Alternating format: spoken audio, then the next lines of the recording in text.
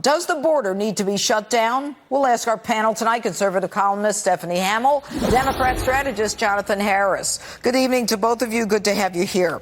I'm going to start with you, Stephanie. Look, what we've got is, the numbers are unbelievable.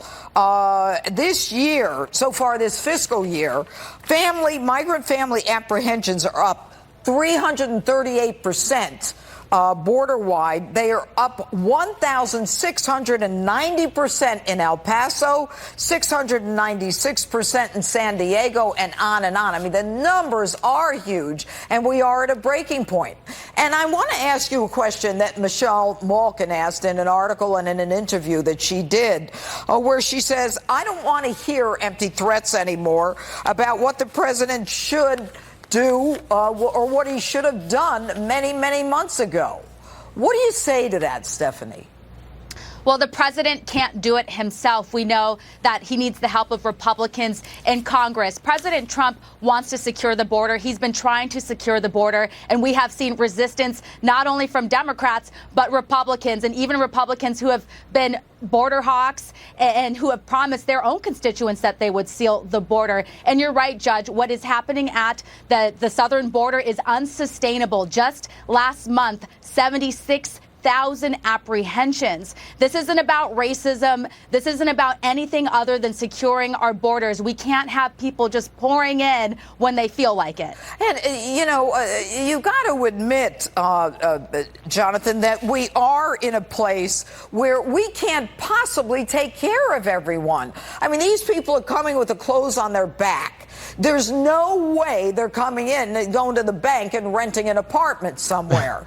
Yeah, you agree with that, I assume, Jonathan. Well, I would agree that there's definitely there's a financial cost that comes with operating a country, and part of our laws and part of the rules that we have as a country are we take in asylum seekers. Those are our rules. Those How do you are know our they're laws. asylum seekers? So many have been proven to not be asylum seekers once, assuming they even return to court.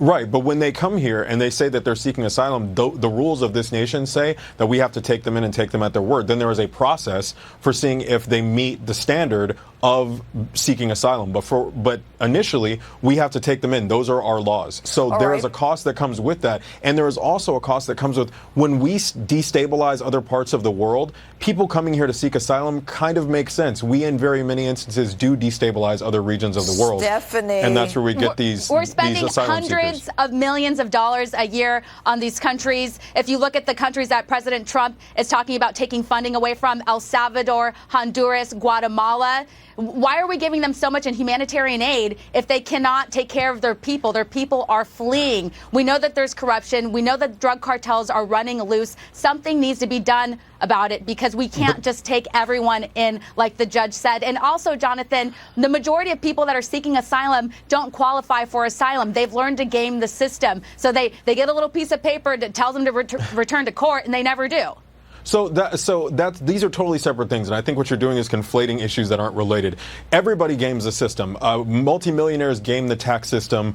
Poor people game welfare. Yeah, what about the middle class, which is the majority of this country? They're not gaming the system. They're paying for the system. Right, and exactly that's the thing. So you have people gaming the system at the very bottom and at the very top, and it's the middle class that's supporting it. But my point is, just because some people game the system does not mean that there are not legitimate reasons for people to come here and seek asylum. And I don't think that you would argue the point that many times our economic and our foreign policies do destabilize regions around the world and create people who have to flee violence. I mean, you wouldn't argue John, that, right? Because it's a fact. At what point do we stop letting people in? Look, I'm the daughter of an immigrant. My mother's from Mexico. So she went through the process. And so that's what everyone else wants to see in this country. We give out 1 million green cards a year.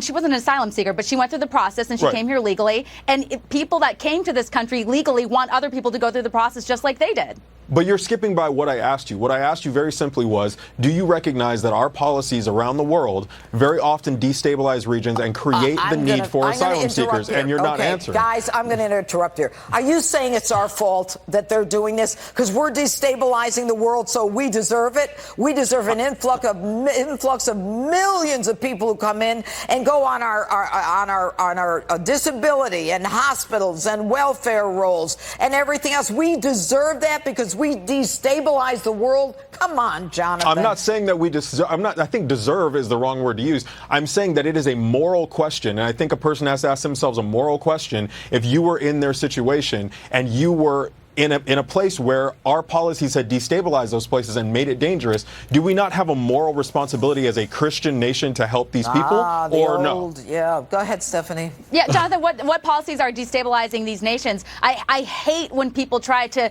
make America look terrible. We are one of the most generous countries in the world, and we are helping countries around the world. So for you to just say this without even telling me what policies are destabilizing Latin America, I mean, it's outrageous. You can look. I could give you a list, but it wouldn't change anything. You can look them up. It's a moral question, and you either think we have a responsibility morally or you don't. That's really what it breaks down to. Let me ask you a question. How long have you been working, Jonathan? Gosh, without saying how old I am, I don't know, probably over a decade. Over a decade. All right. As you get older, more and more of your money is going to be taken from you to take care of other people. And some people actually work for 6 months before they even take a penny of their paycheck to pay for other people. That's a moral issue as far as I'm concerned for the middle Americans who work hard and respect our laws as opposed to people who come here illegally. And when the president says he wants to, you agree? Good. I agree with you. Good, thank you. When the president says he wants to close the ports of entry, obviously he can do that. It is legal, but what he's doing is he's preventing people and goods from legally entering. And you know what my concern is? He's going to stop them from entering, and the illegals are going to keep coming in. Stephanie, I'm going to give you the last word. Yeah, we don't know all the details on what exactly would happen if we shut down the border. Look, I'm for whatever we need to do to secure the border and to send a strong message to other people in other countries that you can't just, skip the line. You got to wait in line just like everyone else who is in this country legally. That's right. Stephanie Hamill, Jonathan Harris, thanks so much for being with us tonight. Thank you. Thank you. All right. And Bernie Carrick is still ahead tonight. But next, growing outrage over Jussie Smollett's charges being dropped. A close look at this